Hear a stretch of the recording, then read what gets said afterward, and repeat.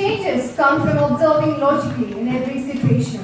Today, we have gathered here to know more about one such change, the GST or the Goods and Service Tax. Before heading on to the presentation, we welcome our Principal Dr. Sree, Head of the Department Professor Dr. Kempos P. Paul, Professor Dr. Madhusudanan, all the faculty members, and last but not the least, the L and MBA students to this gathering.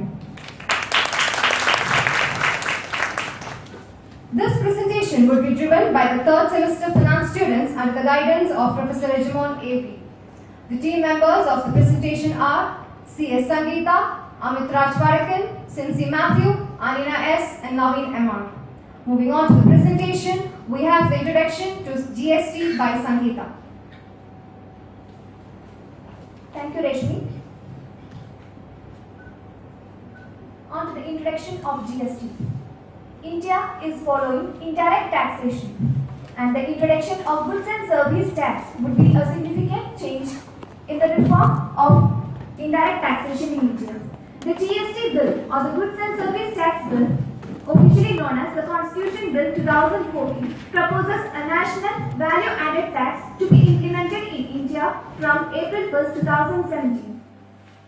There are different types of taxes that are levied by the central and the state government, such as entry tax, luxury tax, purchase tax, entertainment tax, etc.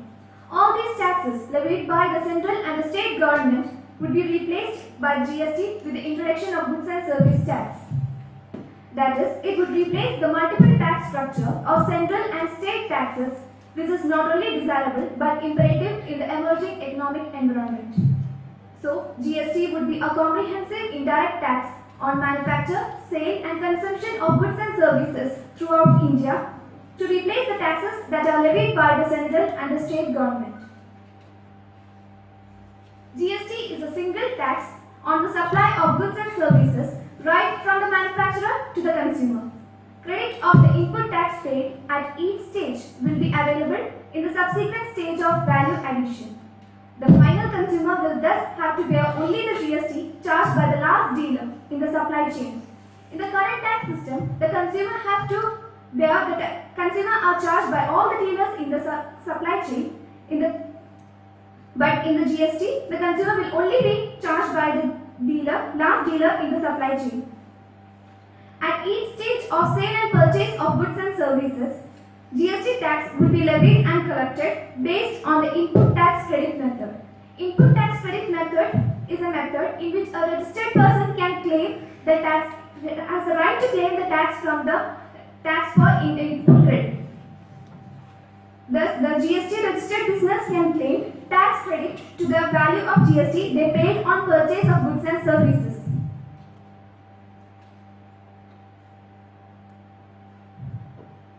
In GST, the taxable goods and services are not distinguished from another. Instead of that, they are paid as a single rate. Administrative responsibility would generally rest with a single authority to tax on the goods and services. That is, the responsibility will not be delegated to different authorities and it will rest with a single authority. Currently, it is planned to give the responsibility to the central government. Amalgamating various central and service taxes into a single tax, it would help to mitigate the problem of double taxation and cascading.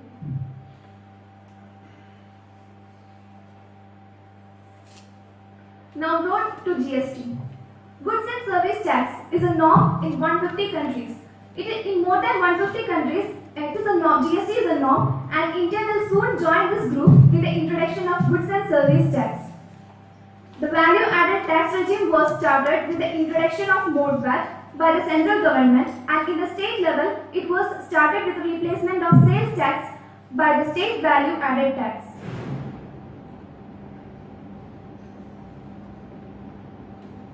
A committee was formed in 2006 by the then Finance Minister P. Chidambaram, and the committee is known as Empowered Committee of State Finance Minister. It has set up a working group which submitted its report on GST in November 2007. After a lot of discussion, this committee presented its first discussion paper on GST on November 10, 2009.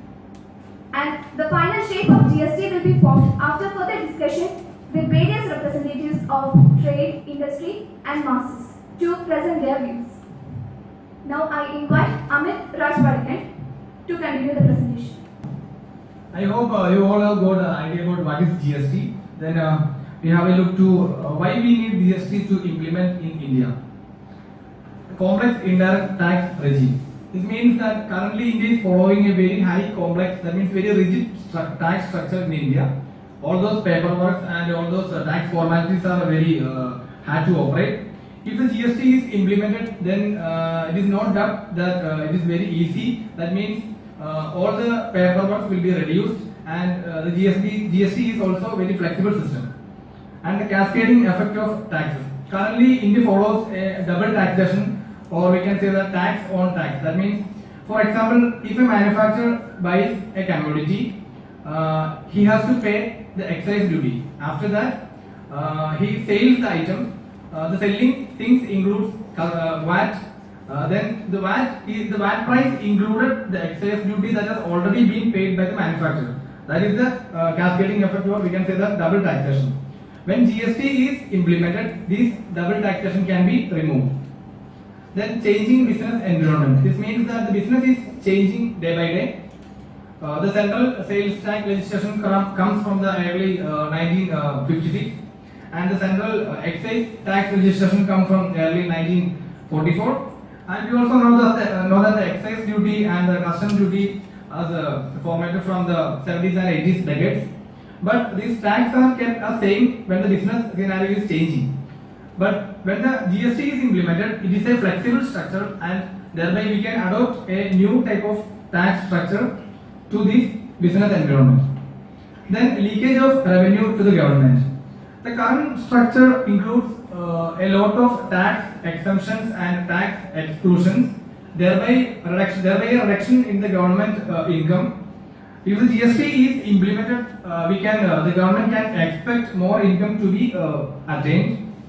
And the business to trade. This means that the current the current tax structure includes certain trade barriers, like if you are purchasing some commodities from Tamil Nadu and taking into the Kerala, then we have to pay certain road taxes, we have to attain certain permits like that. But if the GST is implemented, these types of trade barriers can be removed. Then going to the benefits of the GST, that is a one-point tax. This means that the tax is collected only at a certain point. That means that when the value is added. Next point is no tax on tax. I have already said that the double taxation is avoided. Then less paperwork. The proposed GST system is fully computerized. Thereby we can reduce the paperwork and reduction in the price. That means the current structure follows a high pricing system. That means if the before the GST is planning, the tax structure adds in the each stage contributes a high price for the commodity. When the GST is implemented, the total price of the product gets reduced. Then more tax revenues. The government is expecting a high or more tax revenue from the proposed GST system, and this can automatically contribute to the national income of the country, thereby contributing to the GDP growth. Then uniformity in taxation. We can see a equality or uniformity in the proposed system. Yeah, this is the existing tax structure followed in India. Thereby we can see a central taxes, state taxes, municipal taxes. This is the proposed tax structure under GST.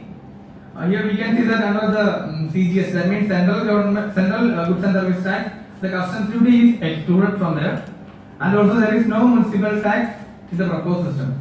The rest all are same. The rest of the section will be continued with Anina. Thank you, Amit. Types of GST. The GST is classified into two types. First one is CGST, that is Central Goods and Service Taxes. Second one is SGST, State Goods and Service Taxes. The current system of taxes are being subsumed by the CGST, and some taxes are being subsumed by this SGST. Several taxes subsumed by the CGST are Central Excise Duty. This tax is levied by the central government on certain goods such as narcotics, alcoholic, or alcoholic products, etc. for their production or on specific services and activities. This excise duty falls under the Excise Duties Act 1944. Next one is additional excise duty. It is a tax levied by the central government on certain goods like sugar, tobacco, cotton, fabrics, etc. Next one is service tax. It refers to the tax collected by the central government for services provided by AC restaurants, lodging offered by hotels, private guest house, etc. Next one is countervailing duty. It is a duty that are imposed in order to counter the negative impact of import subsidies to protect domestic products. And the other one is additional duty of customers. And the taxes which is subsumed under SGST was VAT or sales tax. It is a kind of tax levied on sale of goods and services. VAT is a multi-stage tax which is levied at each step of production of goods and services which involve sale or purchase. Sales tax is generally charged at the point of purchase or exchange of certain taxable goods charged as a percentage of value of the product. The other one is purchase tax. It is a tax levied by the state government on the purchase of goods. The buyer pays the tax for the goods that are procured from the dealer. The dealer remits the collected tax to the tax authority. Next one is entertainment tax. It is a sort of tax levied by the government on movie tickets, commercial shows and other private festival celebrations. Next one is luxury tax. It is a part of bill paid by the customers in the usage of hotels, spas and specific resorts. Next one is lottery tax. It is a tax levied by the government on individual income by winning lotteries or other sources of income like horse racing, gambling, betting, etc. Challenges of present system. The major challenges faced by the current tax system was multiplicity of taxes. Taxes by union government, state government and local government have resulted in difficulties and harassments on taxpayers. The taxpayers has to contact several authorities and maintain separate records for each of them. Next one is dominance of indirect tax. Government earned revenues from direct and direct tax. For example, in the year of 1994 to 95, the ratio of indirect and direct taxes were 74:26, which means the indirect tax is more than the direct tax. It is a burden to the poor than the wealthy.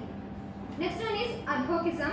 Several taxes are imposed on ad hoc basis to meet deficit, but they were withdrawn later for political reasons. Bias in incidence of taxes.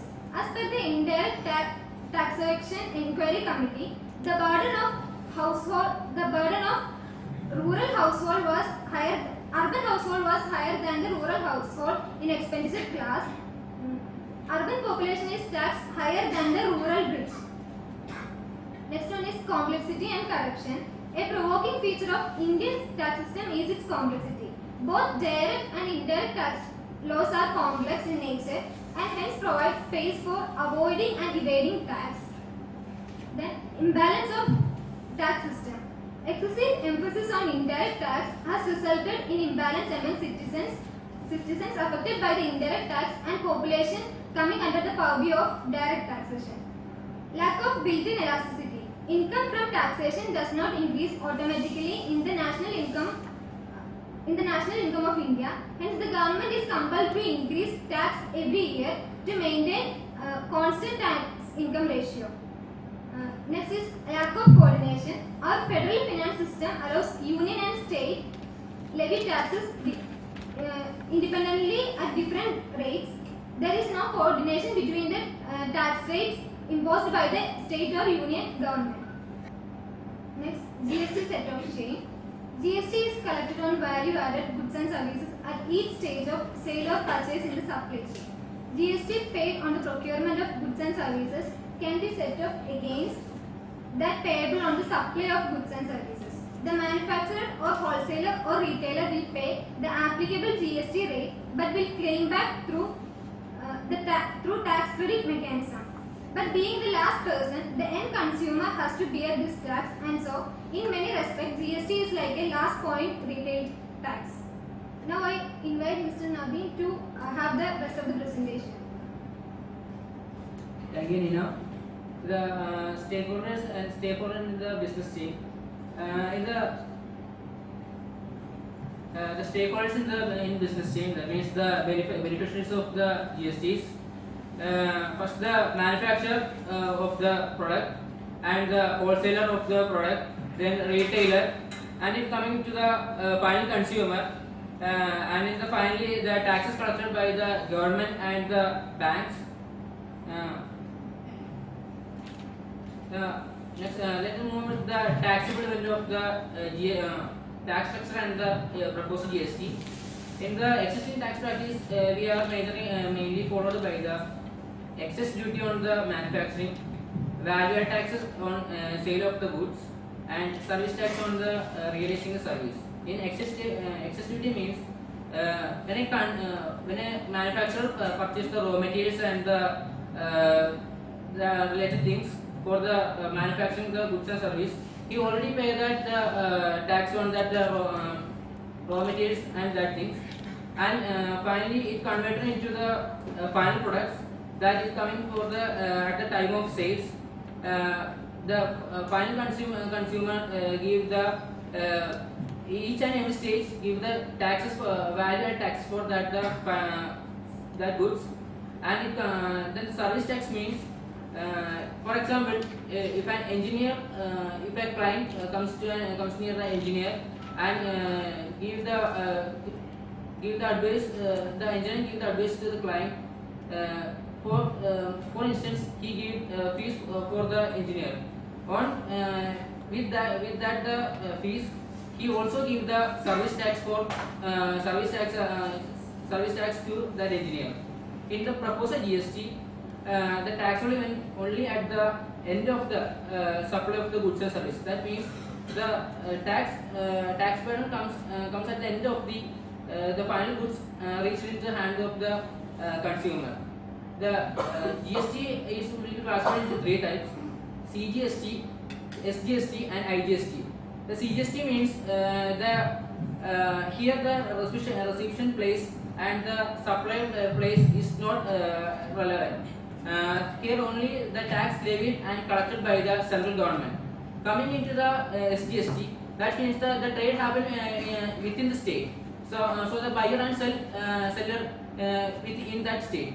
So the tax and levied and collected by the state government. Coming in the IGST means interstate goods and service tax. That means the trade between the two states. Then the tax will be collected by the receiving state and the central government. So the tax levied by the central government and state government, and it collected by central and state. Then some of the products are excluded from the GST. The major products are petroleum products. That means the presently the council do not include the petroleum products in the GST because the major portion of the taxes gained by our government through the petroleum products. But in the longer run, maybe it will include in the GST. And the next product is alcohol for the human consumption. For example, in our Kerala, most of the income earned through the tax, they from the alcohol products. Majorly, they excluded the alcohol from the GST. The alcohol product coming into the GST automatically reduce the price of the alcohol products. So the consumption, the peoples are more consumed that product. So it will make some issues in our society. On that basis, the government is not proposed to alcohol product included in the GST. The electricity duty and taxes, and lottery and betting. That means in our Kerala, a person won the lottery prizes. Nearly 30% of the amount are given to the taxes to the government. So it is the huge main income of the. It is one of the major income of our government. So they did not include including GST, the entry tax and municipality on panchayats, stamp duties on immovable properties, The last day, 2-3 months ago, our government will pass the resolution. If registration of our property, the registration tax will be increased up to the 30%. In our state or country, in a year, so many the selling and purchasing of the immovable properties. On that way, the government can earn more of the income through that way than the taxes on vehicle. In the last day, I read a news from the newspaper. Last year, totally in our country, the people purchased the vehicle totally 1.96 crore vehicle. So on that way, every person buy a car or bike, they give the certain percentage as amount as the road tax.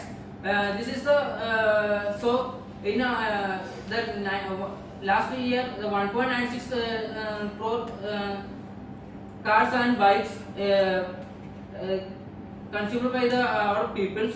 On that way, the government can earn more of the income. In the our generation, our population is day by day is increased. On that way, the coming years, the people are every people must have wish for purchasing a car or bike. On that way, the government can earn more income from that way. Current status of the GST. The GST was proposed on the 1st April 2016, and it will the bill is transferred to the Parliament of the Lok Sabha, and they approved by the bill. And but the Rajya Sabha they did not approve that bill because they have some problems and issues about that bill. So they form a scrutiny committee for that, for the study of the problems behind the GST, and the scrutiny committee prepare a report, and it will be submitted to the Rajya Sabha, and they are submitted to Rajya Sabha, and the Rajya Sabha will give the approval to the GST bill. And finally, the both of the parliament house, that means the Lok Sabha and Rajya Sabha, they were approved, and that means the totally in our country 29 states. These 29 states are represented by the MPs and ministers in these two parliament. Then it means the MPs and the ministers are represented by our Indian peoples. It is so they get the 50% of the approval from our two parliaments. And finally, it will proposed by it will be approved by our president of India. What are the notice before implementing the GST? First about the government missionary has study about what are the changes impact on made after coming the GST, and how it will accept the changes in the taxpayers, how it will take these changes, and the government also thinks what will be the impact happening on the revenues of the government, and how it will affect the manufacturers, the traders, and the ultimate customers, and also how it will affect the small entrepreneurs and the small traders. Then the major features of the GST. The main feature is all the transaction and process through the electronic. That it will help to reduce the wastage of the paperwork, and the single point interface of challan generation, and the ease of payment. The payment majorly made through the online banking, debit card, credit card, or the check or cash on the bank.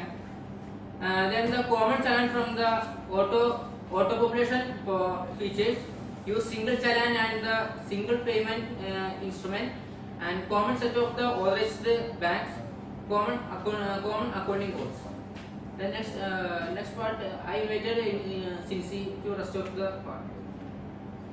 Now let's move on to rate of tax. And under R&D department, the rate of tax are as merit rate for essential goods and services. The prevailing merit rate is 12%. The combined rate is being discussed by the government, and it is expected to be around 16%. Once the combined rate is calculated, then the center and the state will decide on the CGSTs and SGSTs. And the prevailing service tax is 12%, and the combined tax and indirect tax on various goods is around 20%. And today the rate of GST in some of the countries are Australia 10%, France 19.60%, Canada 5%, Japan 5%, etc. Taxable person, it will cover all types of person carrying on business activities like manufacturer, job workers, trader, importers, exporters, etc. And if a company has having more than one branches in different states, then all the branches will be considered as a taxable person under each jurisdiction of the state government. And a dealer must be registered under CGST to claim to ITC of CGST in order to attract the buyers under B2B transaction. And importers have to be registered under both CGST as well as SGST.